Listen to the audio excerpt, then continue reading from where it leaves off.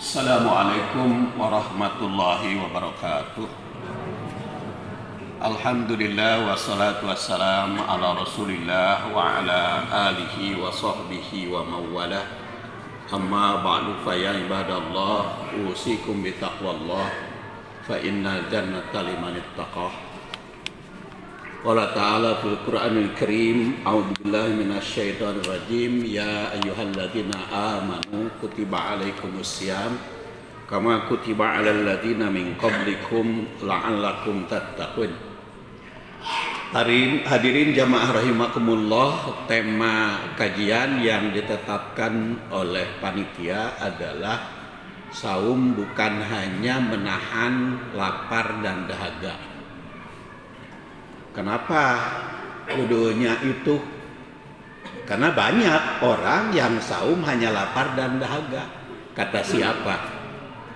Rasul sallallahu alaihi wasallam menyatakan rubba min shaimin fala siyamalah illal ats wal ju'. Tidak sedikit orang yang saum tidak mendapatkan apa-apa kecuali hanya lapar dan dahaga. Jadi memang itu pernyataan Rasulullah Sallallahu Alaihi Wasallam. Makanya kita jangan sampai saum itu hanya lapar dan dahaga. Dan nasib orang yang hanya lapar dan dahaga itu kata hadis riwayat Al-Bukhari dalam Al-Adabul Mufrad atau di dalam riwayat Ahmad di dalam kitabnya Musnad, rogima anku rojulin, rugi. Rogima teh artinya hidung kena ke tanah, jadi hidung ke tanah.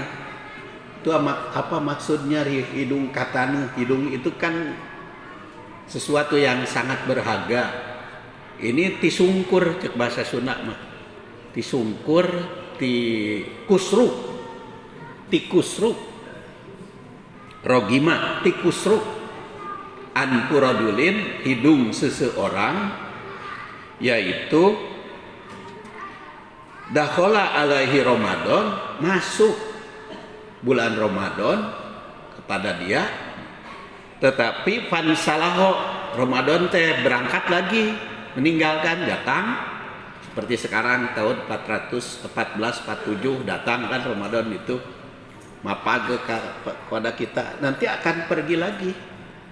Nah, begitu masuk bulan Ramadan ke orang itu, ke orang tersebut, kemudian si Ramadannya pergi lagi, falam yugfar atau qabla ayyugfaro, belum diampuni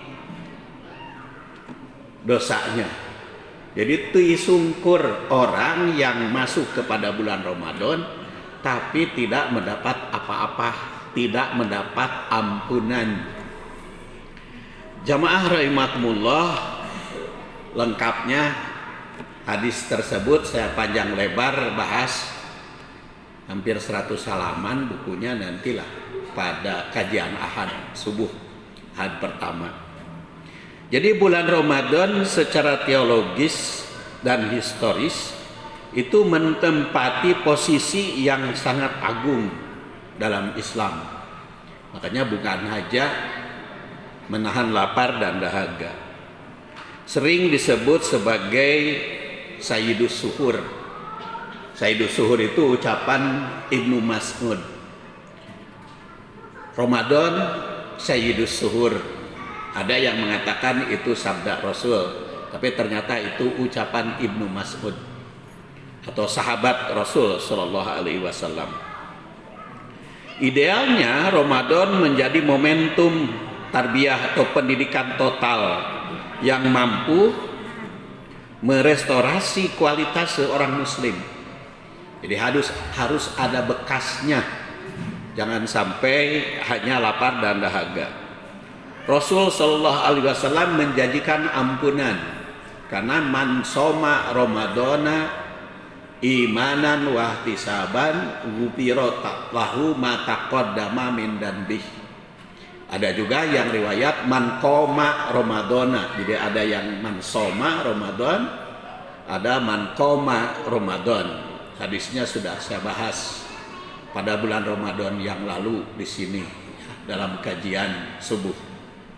Barang siapa yang saum Ramadan imanan wa ihtisaban secara ikhlas dan penuh perhitungan, maka ghufira lahu ma taqaddama min danbih. Dia akan mendapat ampunan dari dosa yang telah lewat. Ini adalah informasi dari Rasul. Kalau informasi dari Rasul itu merupakan kebenaran mutlak yang pasti benarnya. Kalau hadis itu sahih, sudah pasti benarnya kalau ucapan Rasul itu. Jadi bukan bebenaran, tapi itu kebenaran yang mutlak yang berlaku dimanapun, kapanpun, bagi siapapun yang qiyam Ramadan dilaksanakan secara iman dan ikhlas, maka akan mendapat ampunan. Nah, orang yang tidak mendapat ampunan selama bulan Ramadan, lalu lewatlah Ramadan itu, maka rogima anku rajulin tikusruh irungna, rugi, tidak ada apa-apanya bulan Ramadan itu.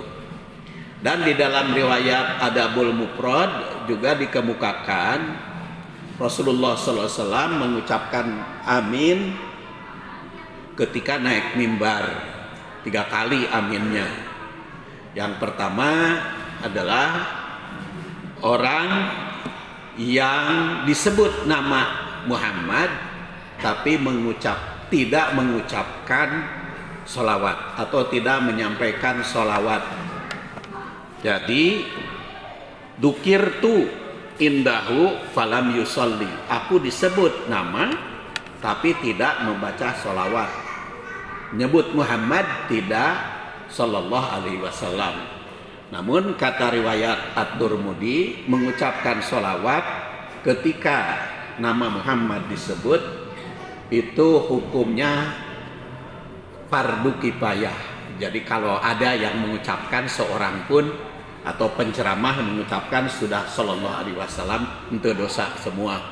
Cuman yang tidak mengucapkannya saja tidak mendapatkan keuntungan. Kemudian yang kedua, rogima anku rojulin dakhala akhir Ramadan fan salaho qabla ayub farolahu tadi. Jadi masuk Ramadan tapi tidak mendapat ampunan. Kemudian yang ketiga, rogima anku rojulin adroka indahu abawahul kibar falam yudkhilah. Rugi juga, tikusruk juga orang itu yang apabila masih ada orang tua tapi tidak sempat membawakan orang tua itu ke surga, atau orang tua tidak membawa ke surga, tidak memberikan syafaat kepada kita, tapi di WA ada juga amin teh isinya bukan itu ya, dikirimkan di WA ada katanya barang siapa yang tidak sasalaman atau tidak mohon ampun sebelum Ramadan, maka rogima anku rajulin, amin. Kemudian orang yang tidak mendapat ampunan dari istri itu rogima anku rajulin, amin. Dan yang ketiga, orang yang tidak mendapat ampunan dari orang tua, taetama hadisna palsu. Hadis yang sahih mah 3 amin nama sama, cuman yang sahih mah justru yang ini yang saya barusan katakan, yaitu orang yang rogima anku rajulin, yang rugi, yang tikusruk irungna adalah orang yang disebutkan nama Muhammad tapi tidak membaca sholawat, tidak sallallahu alaihi wasallam atau tidak Allahumma sholli ala Muhammad. Yang kedua, orang yang datang bulan Ramadan tapi tidak mendapat ampunan. maka itu rogima anturadulin. Dan yang ketiga, orang yang masih ada orang tuanya tapi disia-siakan, maka orang itu juga rogima anturajulin, rugi. Karena zaman modern ini banyak orang tua itu yang disepelekan, baik dua-duanya maupun salah satu di antara mereka. Justru kalau ada orang tua yang lansianya kerepotan, lansianya sakit, ngaripuhkeun anak, sehingga anaknya harus ngantar ke rumah sakit, kontrol tiap bulan. Apalagi kalau penyakitnya bukan satu, ada penyakit jantung, ada penyakit paru-paru, ada penyakit GERD, jadi 3 penyakit. Penyakit kulit jadi opat, jadi saminggu ieu kulit, saminggu ieu jantung, saminggu ieu GERD, yang saminggu ieu paru-paru, jadi setiap minggu nganter.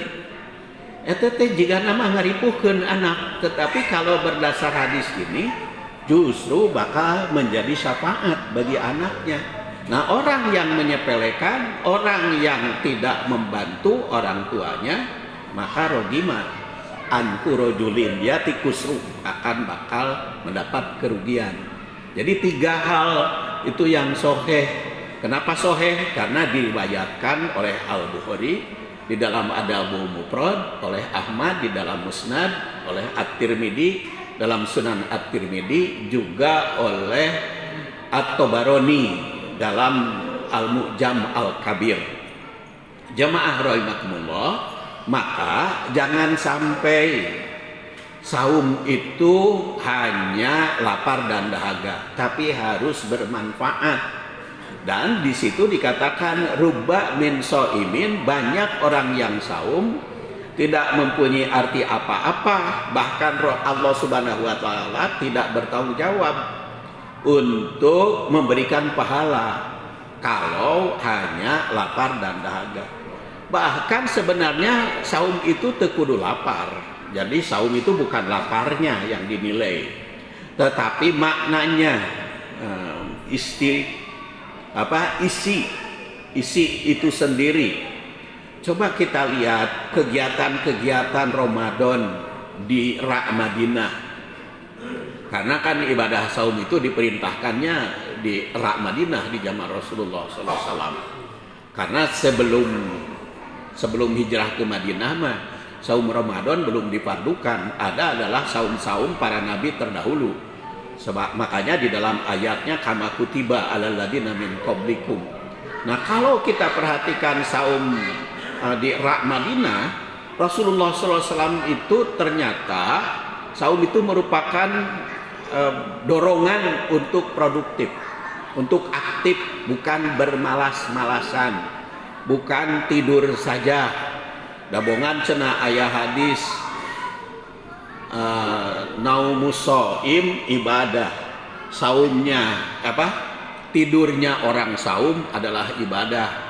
Tapi eta mah bukan sabda Rasul, karena hadisnya maudhu, itu hadis palsu, jangan dijadikan dalil.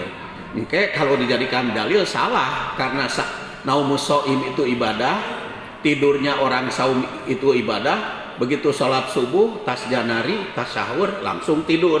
Naon tidur? Da tidurna ibadah.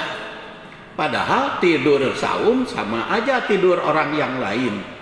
Jadi naumus shaim ibadah itu bukan sabda Rasul Sallallahu Alaihi Wasallam. Jadi orang saum itu tidak hanya tidur, produktif tetap. Dan Rasulullah mencontohkan seperti itu.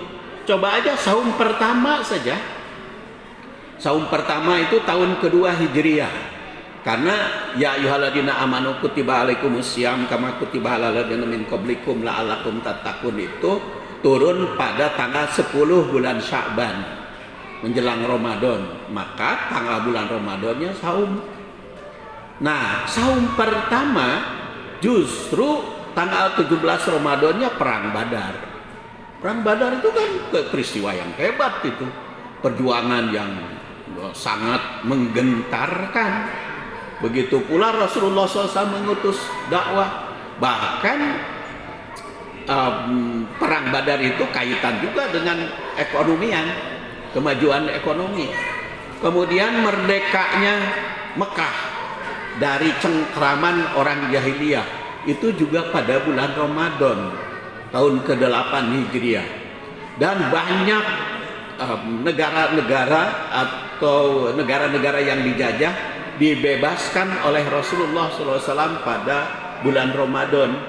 Dan bulan Ramadan itu bukan hanya ibadah ritual belaka, ibadah sosialnya pun berjalan. Jadi tidak perlu bulan Ramadan teh udahlah bisnisnya perek, tidak perlu. Atau politiknya eureun, nggak perlu.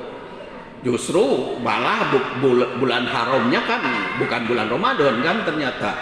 Itu Muharram, Dzulqa'dah, Muharram dan Dzulhijjah.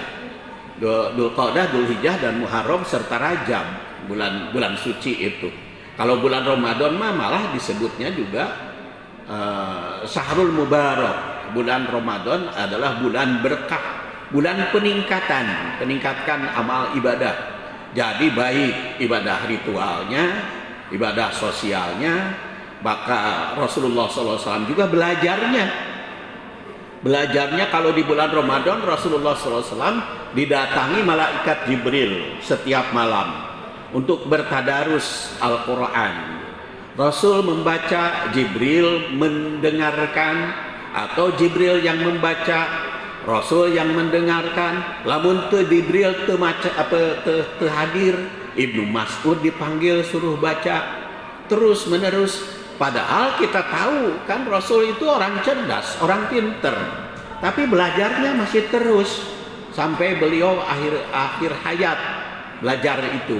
Makanya belajar juga jangan mumpung masih muda saja, tapi juga masih muda, masih tua, sampai akhir hayat Rasulullah SAW tetap belajar dan liqo lagi dengan malaikat Jibril. Jadi jamaah rahimakumullah, jangan sampai saum hanya lapar dan dahaga, tapi harus produktif baik di dalam ibadah ritual, sosial maupun segala aspek kehidupan, agar kita mendapatkan apa yang dijanjikan oleh Rasul. Gufiro lahu ma taqaddama min danbih. Mudah-mudahan kita termasuk orang yang mendapatkannya tersebut. Rabbana hablana min azwajina wa dzurriyyatina qurrata ayun waj'alna lil muttaqina imama. Rabbana atina fid dunya hasanah wa fil akhirati hasanah wa qina adzabannar. Assalamualaikum warahmatullahi wabarakatuh.